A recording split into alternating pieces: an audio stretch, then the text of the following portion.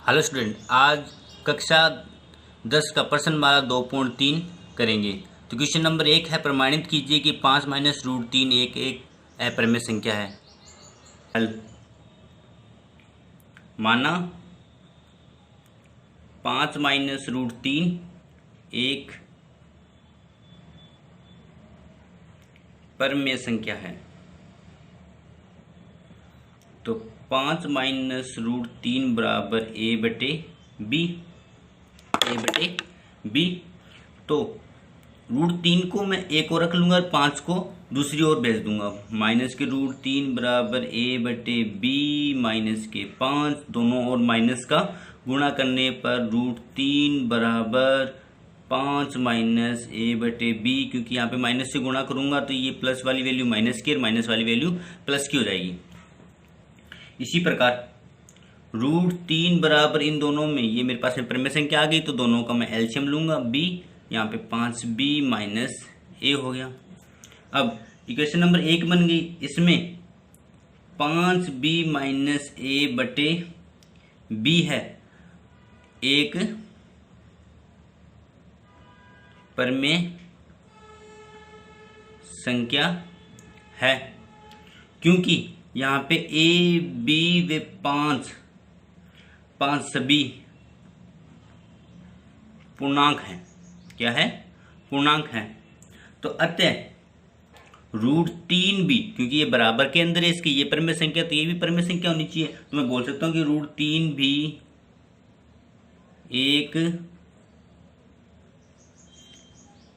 परिमेय संख्या है। लेकिन हमें पता है कि रूट 3 एक क्या है? एक अपरिमेय संख्या है। तो इससे इस तथ्य का विरोधाभास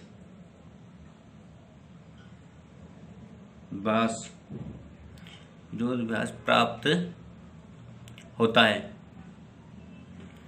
है कि रूट 3 एक अपरिमेय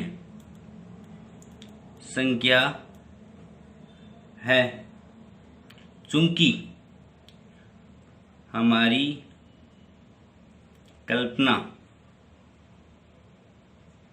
गलत है।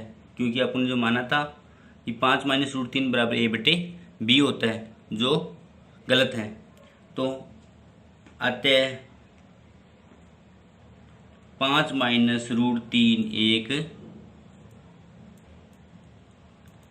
अपरिमेय संख्या है। इसी प्रकार से क्वेश्चन नंबर 2 है, जिसके अंदर अलग अलग क्वेश्चन दे रखे हैं। तो इसी टाइप से सारे क्वेश्चन आप लोगों को सोल्व करने हैं। मैं 3 नंबर क्वेश्चन, इसी प्रकार क्वेश्चन नंबर 3 है, यदि p और q अभाज्य पूर्णांक है तो सिद्ध कीजिए कि root p plus root q एक अपरिमेय संख्या है। तो माना कि root p plus root q एक परिमेय संख्या है। तो root p plus root q बराबर a बटे b मानने पर, तो रूट p को मैं एक और रख लूँगा और रूट q को दूसरी ओर भेज देता हूँ। तो यहाँ पे माइनस के q, क्योंकि प्लस की वैल्यू जाके माइनस की हो जाएगी। अब दोनों पक्षों में, दोनों पक्ष का वर्ग करने पर,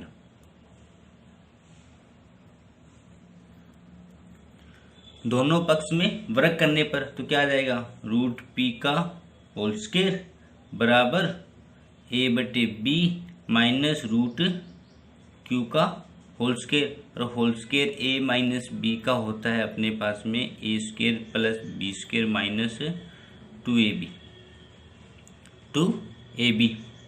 तो वर्ग किया तो यहाँ पे p बच गया, होल स्क्वायर खोलूंगा, मेरे पास में आ जाएगा a स्क्वायर बटे b square plus q minus 2ab और रूट q को दूसरी ओर ले जाता हूँ और बाकी सभी और टर्म को एक और कर लेता हूँ। तो रूट क्यू के साथ में अपने पास में 2ab है, माइनस का इस और आके प्लस का हो जाएगा, तो ए स्क्र बटे b square minus q, plus का क्यू है तो ये माइनस का पी हो जाएगा, यहाँ पे आके ये माइनस का हो जाएगा। अब इसमें एलसीएम लेने पर एलसीएम लूँगा तो मेरे पास में टर्म आएगी ए स्क्र प्लस इन दोनों के साथ में बी भी आएगा, तो बी स्क्र को कॉमन ले लेता हूँ, तो क्यू माइनस पी और बी स्क्र बच जाएगा, बट्टे में क्या आ जाएगा बी स्क्र।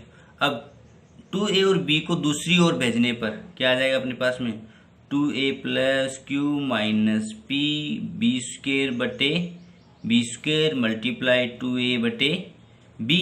ये वैल्यू किसकी है रूट क्यू की।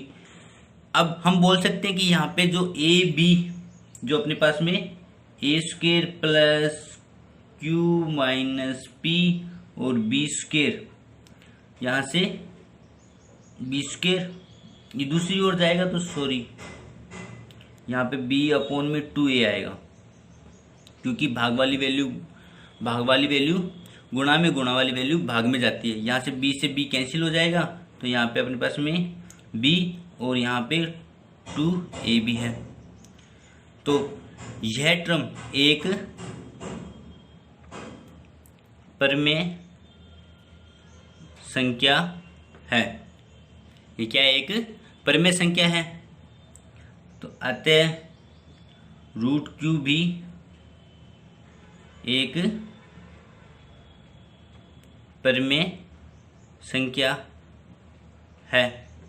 रूट क्यू अपने पास में क्या है, रूट में जो भी वैल्यू होती है वो अपने पास में क्या होती है अपरिमेय संख्या होती है। अतः हमसे तथ्य का विरोधाभास प्राप्त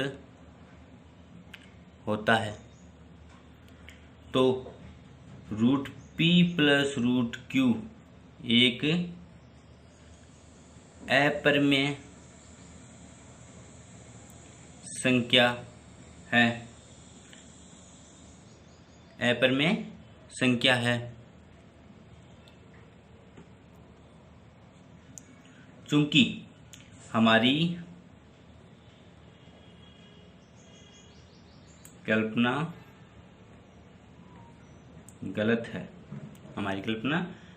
है, तो root p plus root q एक अपरिमेय संख्या है। ओके।